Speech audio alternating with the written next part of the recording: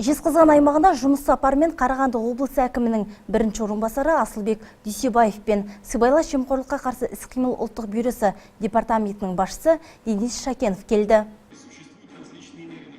Елбасы жолдауда мемлекет пен қоғам сыбайлас жемқорлыққа бірігіп қарсы тұру керектігін атап өтті. Себебі жемқорлық жай ғана заң бұзу емес, ол ұлттық қауіпсіздікке төнген жойқын қатер. Сондықтан онымен күрес еліміздің мемлекеттік саясатының басым бағытына айналып отыр. Осыған орай Қарағанды облыстық сыбайлас жемқорлыққа қарсы іс-қимыл ұлттық бюросы департаментінің басшысы Денис Шакенов Жезқазған Сәтпаев қалалары мен Ұлытау ауданының активімен кездесті.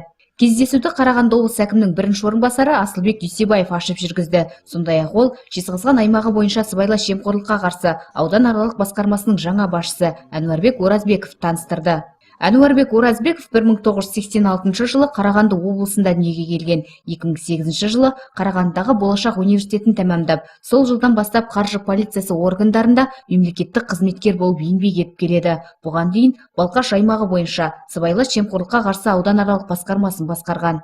Можем сказать, что на сегодняшний день, мы это уже говорили несколько раз, что практически, по крайней мере, у нас в области, наверное, за последние точно 4 года фактов таких, что вот зарегистрировано не было, то есть где взятка за выигрыш тендера.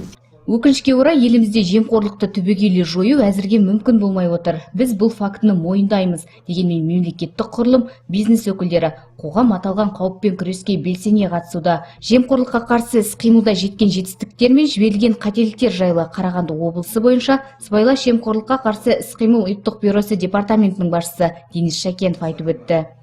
Основным трендом всех наших инициатив был и остается переход к стратегически инновационной, свободной от коррупции государственной службе.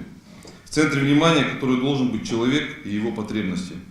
Этому подчинены все наши инициативы и усилия. Применение цифровых технологий позволило успешно осуществить реинжиниринг части внутренних бизнес-процессов.